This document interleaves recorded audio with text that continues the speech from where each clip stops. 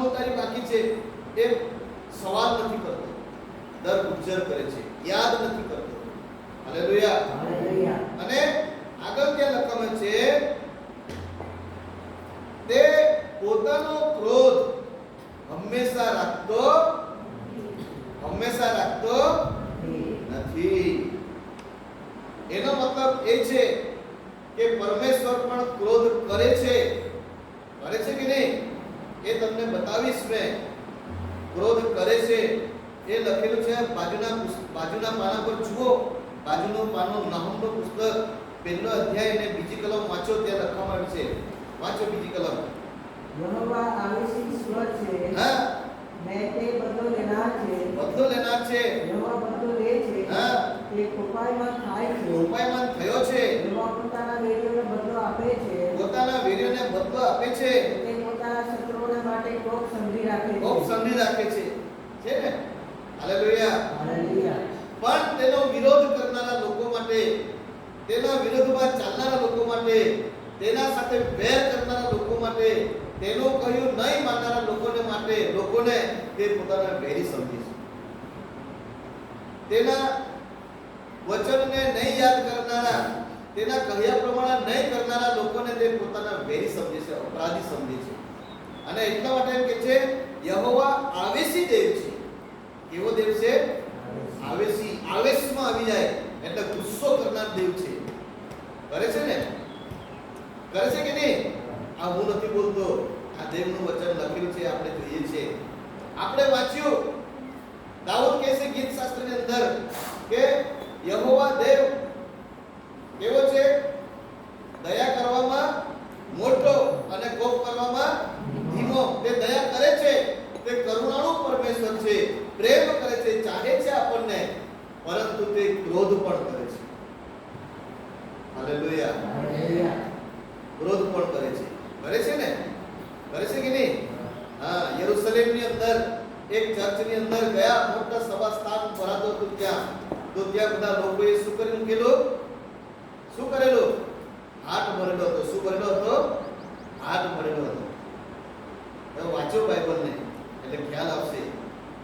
હાથ ભરેલો હતો. ત્યાં કબૂતરો વેચતા હતા, સોનું ચાંદી વેચતા હતા, ચાંદીના સિક્કા વેચાતા હતા, બધું જાત જાતનું ઘેટા બકરાનો બજાર ભરાતો હતો. ત્યાં ક્યાં ભરાતો હતો? આંગણામાં નહીં, મેદાનમાં નહીં, પણ ચર્ચના ભાગળની અંદર ત્યાં. ત્યારે પ્રભુ ઈસુએ શું કર્યું? જઈને શું કર્યું? ભેગું કરીને ઘેર લેતા ગયા. એવું જ કર્યું ને? તો બધું શું કર્યું? ફેંકી દીધું. ગુસ્સો કર્યો અને બધું ત્યાંથી ફેંકી દીધું અને કીધું મારા બાપના ઘરને તમે શું કર્યું છે? વેપારની જગ્યા બનાવી દીધી છે. એમ કરીને તેને ફેંકી દીધું. હાલેલુયા. હાલેલુયા. ગુસ્સો કર્યો. અને એટલા માટે ત્યાં લખે છે યહોવા આવેશી દેવ છે ને શું કરે છે? બદલો લે છે. બદલો લે છે. અને યહોવા બદલો લે છે. તે કૃપાયમાન થયો છે. યહોવા પોતાના વેરીઓને બદલો આપે છે. પોતાના વેરીઓને શું આપે છે? બદલો આપે છે. હાલેલુયા. હાલેલુયા. બાઇબલ એમ કહે છે દેવના હાથમાં પડવું તે ભયંકર છે. એક વખત આપણે દેવના હાથમાં પડી ચૂક્યા છે. પરમેશ્વરની પાસે, પરમેશ્વરની સમીપ આપણે આવી ગયા છે. ભયંકર પરિસ્થિતિમાં છે આપણે. નહીં આપણને આમ નીકળાય, નહીં આપણને આમ જવાય. પ્રભુમાં આપણને સ્થિર બનીને રહેવું પડશે. પ્રભુની સાથે સ્થિર બનીને ચાલવું પડશે. પરમેશ્વરની યોજનામાં આપણે બની રહેવું પડશે. પરમેશ્વરની સાથે આપણે ચાલવું પડશે. પરમેશ્વરની યોજનામાં તેની પાછળ આપણે ચાલવું જ પડશે. કેમ કે આપણે એક ભયંકર પરિસ્થિતિની અંદર આપણે મુકાયેલા છે. જે પરમેશ્વરે આપણને મૂક્યા છે. તેની યોજનામાં તેને આપણને પસંદ કર્યા છે. હાલેલુયા. હાલેલુયા. હાલેલુયા. હાલેલુયા. અને એટલા માટે એમ કે છે પોતાના વેરીઓને બદલો આપે છે ને પોતાના શત્રુઓને માટે કોપ સંભળી રાખે છે. પોતાના શત્રુઓને માટે શું સંભળી રાખે છે? કોપ, ગુસ્સો સંભળી રાખે છે. અને ન્યાયના દિવસે તેને શું કરશે? અગ્નિની ખાઈની અંદર નાખી દેવામાં આવશે. હાલેલુયા. હાલેલુયા. અને એટલા માટે નામો એમ કહે છે તારા જેવો દેવ કોણ છે? કરે છે અને તારા વારસાના બચેલા ભાગના અપરાધને દરગુજર કરે છે. તે પોતાનો ક્રોધ હંમેશા એ ક્રોધને રાખતો નથી. અહીંયા આપણે નાહુમના પુસ્તકની અંદર જોયું તો તે પોતાના વેરીઓને બદલો આપે છે, તે આવેશી દેવ છે, પણ હંમેશા નહીં. ક્યારેક ક્યારેક પરિસ્થિતિને અનુસાર, સમયને અનુસરીને તે ક્યારેક ક્રોધ કરે છે અને તે પોતાના બદલાને સંઘરી રાખે છે, કોપને સંઘરી રાખે છે. Hallelujah, hallelujah. એટલે આપણે એવું નહીં માની લેવાની જરૂર નથી કે પ્રભુ દયા કરવામાં ઊંચો છે અને કોપ કરવામાં ધીમો છે, એટલે હંમેશા આપણા પર દયા કર્યા કરશે એવું આપણે માની લેવાની જરૂર નથી. પણ જ્યારે આપણે પરમેશ્વરની સમીપ આપણે રહીએ છીએ, પરમેશ્વરની સાથે આપણે ચાલીએ છીએ, તેની ઉપસ્થિતિમાં આપણે પોતાની જાતને ચલાવીએ છીએ, તેની યોજનામાં આપણે રહીએ છીએ, ત્યારે પરમેશ્વર આપણા પર સદાને માટે દયાને બનાવી રાખે છે. Hallelujah, hallelujah, hallelujah. બોલો બોલો ઈસુ મસીહ કી જય. અને પછી ત્યાં લખવાનું છે આગળ, તે હંમેશા ક્રોધ રાખતો નથી, કેમ કે તે દયા કરવામાં શું માને છે? બોલો બધા, શું માને છે? આનંદ માને છે. વાંચો બધા. તે દયા કરવામાં આનંદ માને છે. દયા કરવામાં આનંદ માને છે. હા, વાંચો ફરીવાર 18મી કલમ સાથે વાંચો. તમારા જેવો તે કોણ છે? જોરથી વાંચો. તમારા જેવો તે કોણ છે? કેમ કે તમે તો પાપ કરો છો ને તમારા વારસાના બચેલા ભાગના અપરાધને દરગુજર કરો છો. તે પોતાનો ક્રોધ હંમેશા રાખતા નથી, કેમ કે તે દયા કરવામાં આનંદ માને છે. Hallelujah, hallelujah. મારી પાસે બોલો, તારા જેવો. જોરમાં બોલો, તારા જેવો દેવ કોણ છે? કેમ કે તું તો પાપ માફ કરે છે ને તારા વારસાના બચેલા ભાગના અપરાધને દરગુજર કરે છે.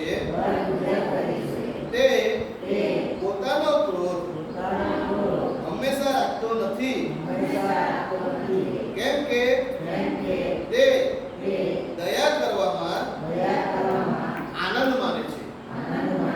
હા, આ વચનને યાદ રાખવાનું, મૂળે કરી નાખવાનું આ વચન. હાલેલુયા. આવતા રવિવારે તમને મેં પૂછીશ, બોલાવા તમને વચન યાદ રાખજો બધા. Hallelujah, hallelujah. પછી આગળ આપણે જોઈએ છે 7મો અધ્યાય અને તેની પહેલી કલમ છે. મને અફસોસ છે. શું કહે છે? મને અફસોસ છે. મને નાનું મીખા શું કહે છે? મને અફસોસ છે. કેમ અફસોસ છે? વાંચો આગળ. કેમ કે લોકોએ ઉનાળાના ફળ વીણી લીધા વીણી લીધા પછીની સ્થિતિ જેવી. એટલે દ્રાક્ષ વીણી લીધા પછી કોઈ દ્રાક્ષ રહી ગયેલી હોય તેવી મારી સ્થિતિ છે. ખાવાને માટે લૂમ તો મળે જ નહીં, અને પહેર પહેલા પાકેલા અંજીર જેને માટે મારો જીવ તડપે છે તે પણ મને મળે નહીં. Hallelujah, hallelujah. જોર સે બોલીએ હાલેલુયા. શું કહે છે?